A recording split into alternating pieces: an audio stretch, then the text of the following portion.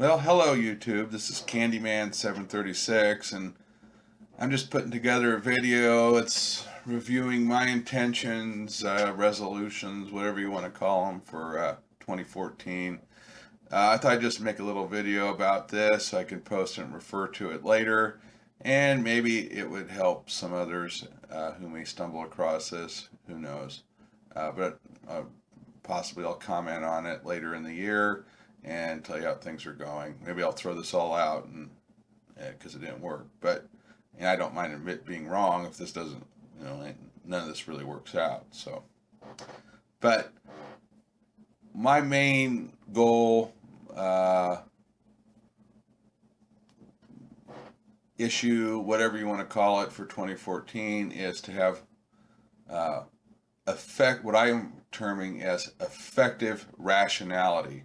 That's how I'm terming the concept of being more rational in my thinking, avoiding logical fallacies, emotive thinking, just reacting to emotions without thinking things through.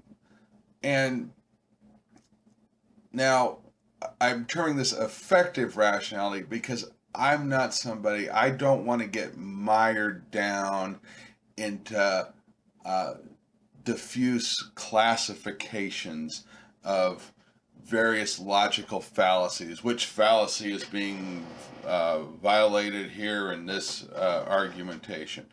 I just want to deal with some high level fallacies, essentially the primary fallacies, and I only want to deal to the point at which I can make an effective decision that will lead to my betterment and the betterment of those around me. I don't want to get mired into it beyond that. I'm willing to tolerate some logic and rational mistakes if in trivial areas. So I guess maybe that's the main goal of rational thinking, because you can't really avoid, I don't think it's really pragmatic to avoid all logical fallacies in your life. You have to make decisions, and you often have to make decisions on the imperfect information, and you take some shortcuts, and those shortcuts can often involve a logical fallacy or two. So in order to avoid these logical fallacies, I have some resources that I've used. I've read a couple books last year, discovered a couple websites that I think are beneficial, really helpful on this. I'll give you one website and one book. The website I'm looking at, yourlogicalfallacyis.com, and this website publishes a poster that outlines a lot of probably all the primary logical fallacies. I think it's kind of meant partially as a gag gift, though, for your kids who may not be thinking very clearly when they want you to do something their way. But having said that, it is actually an academically accurate description of these fallacies, and it's done in a fun way, a fun and attractive way. And you can go there. It's yourlogicalfallacyis.com. You can download the PDF poster if you want to spend not really very much money at all. You can buy a larger printed poster that they'll mail to you. So maybe that's a thought for some people. The other resource is a book, and I read this book last year, and I really enjoyed it for the most part. And that's The Art of Thinking Clearly by Robert Dobelli. I'm probably mispronouncing his last name, but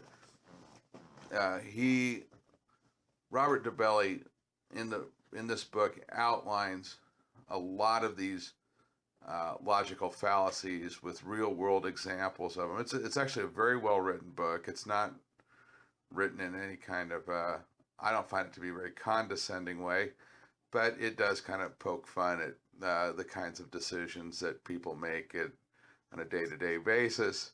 And so there seems to be a little bit of advocacy for some of his views in there, kind of embedded in that. Overall, I didn't find that really polluted the book. The one thing that did annoy me about this book, though, and is that he talks about these flow charts and decision trees that he uses to avoid a lot of logic errors in his thinking. And sadly, he didn't publish any of that. None of that's in the book. It's just stuff he refers to, and maybe that gives him the ability to sell tickets to a conference for $5,000 later down the line, because he's probably not making that much money on these books. But it was a little bit annoying. But overall, I was really happy with this book, and I could read it again and again. The explanations of the fallacies were very clear, and it doesn't just cover fallacies, it also covers what are known as cognitive biases.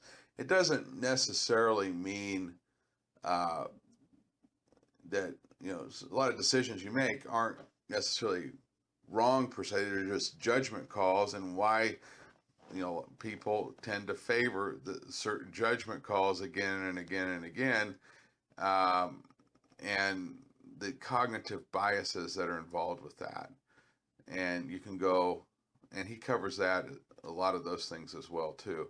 So very good book. I just found it a little bit short. I kind of was irritated that he didn't provide any of the decision-making tools that he uses. But those were the two resources for the logical fallacies. Now, along with this stuff on what I'm terming effective rationality, I'm also on a multi-year plan to be more healthy, I guess you could call it that. Last year, I did drop probably about 40 pounds overall.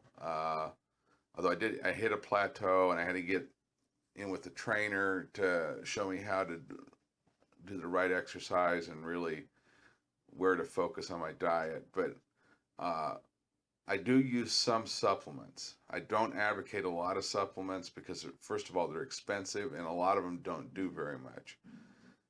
Even the ones that do something, they may not do enough to really justify the expense of the supplement.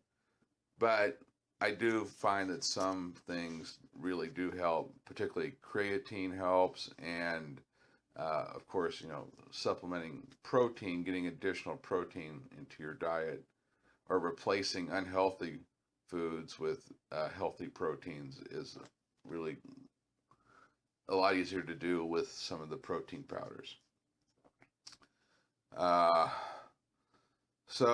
But I don't want to waste money on supplements, so I'm looking at using, or I'm actually not looking at it, I am going to be using Examine.com. Examine.com, they track all kinds of supplements, and how you actually are supposed to take them, what kind of dosages are considered to be effective, and even which supplements have human trials, scientific human trials on these supplements.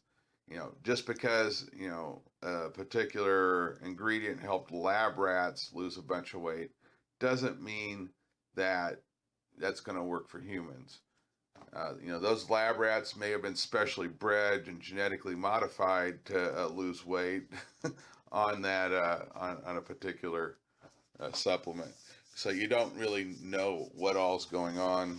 So human trials are what really matter, and Examine.com is unbiased research. You're actually supposed to subscribe to it. They do let you use their website for free, but I paid the money to subscribe to it because this is unbiased, about as unbiased as you're going to get. Examine.com. Well, I'll try to keep this post up to date if things work or don't work. But again, this is Candyman 736 wishing you a happy new year and signing out. Goodbye.